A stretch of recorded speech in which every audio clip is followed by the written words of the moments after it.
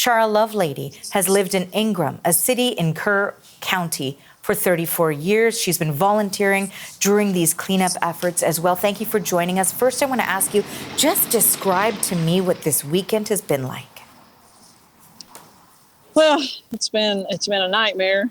As we woke up to water all the way up to the first house. We have a little bitty neighborhood of 13 houses, and it rarely crosses. I'm on Highway 39 is where I am, because I'm on the outskirts of Ingram.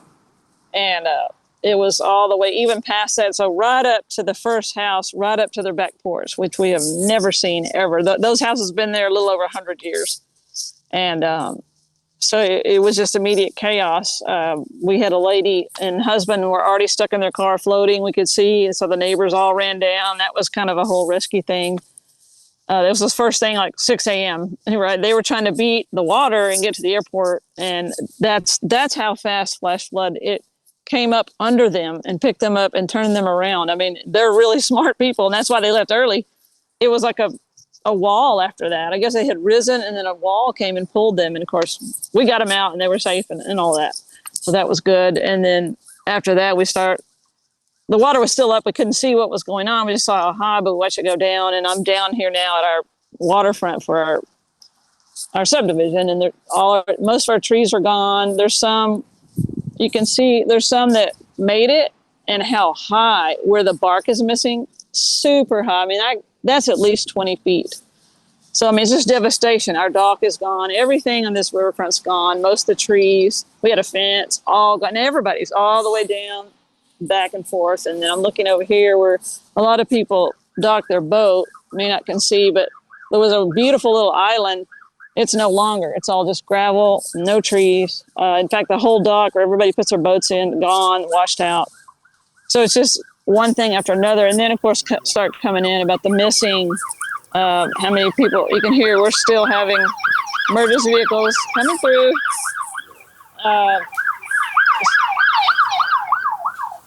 Really fast, at a fast speed. And it is certainly still very much an emergency situation as that primary search continues. The search, rescue, recovery also continues. You know, it sounds like it was really fight or flight mode right at the get-go as soon as that water started to rise. And we were talking about the missing and the death toll, just absolutely devastating to hear. But it's such a tight-knit community. Can you tell us about some of the people who've been lost in this? For us specifically, there was a young man, 26 years old. He homeschooled with my kids all the way through school. And we had heard he was missing, and we just found out yesterday they did recover him. He did not make it. Devastating. I had to call my children because they live out of state. And in fact, my son's in Austin. Well, they're having flooding now. They've lost, I think, 10. So, and then we hear of, like our local soccer coach. Everybody knows him. The owner of Heart of the Hills Camp. She was a major pillar, knew everyone. Just names that we know. It's unbelievable that that's happened. Locals. I know there were a lot of out-of-town people camping 4th of July that none of us knew, of course, but these are all locals, and it's devastating what it touches. I cannot even imagine how you are feeling right now. Of course, you want to help, as so many in the community want to do, but how are you holding up when you're telling me these stories of people who were so close to your family and to the community who lost their lives in this rapid rising water? Well, it's very sombering. The first day we couldn't get out. They said, don't leave, shelter in place.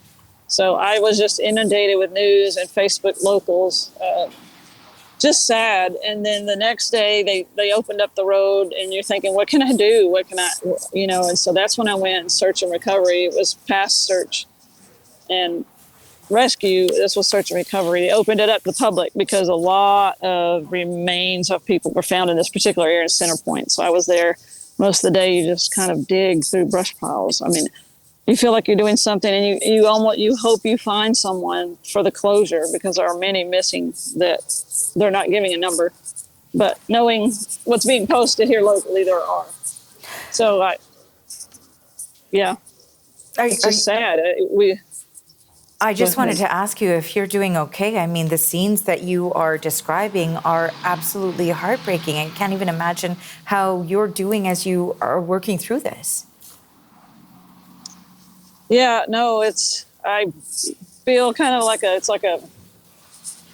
like a depression. You know, you're stuck in this horror thing and you don't know what to do. And luckily, I don't work outside the home, so I'm going to be available to help. And if there's a lot of cars going by, Sharra, yeah, I want to thank you so much for joining us, for sharing the experience with our viewers, but also for all of the work that you are doing to help your community. I'm sure it's appreciated, and we send, of course, our support to you and to the community as you continue to endure this. Thank you, Sharra. yes, thank you. That is Sharra Lovelady. She joined us today from Ingram, Texas. Thank you.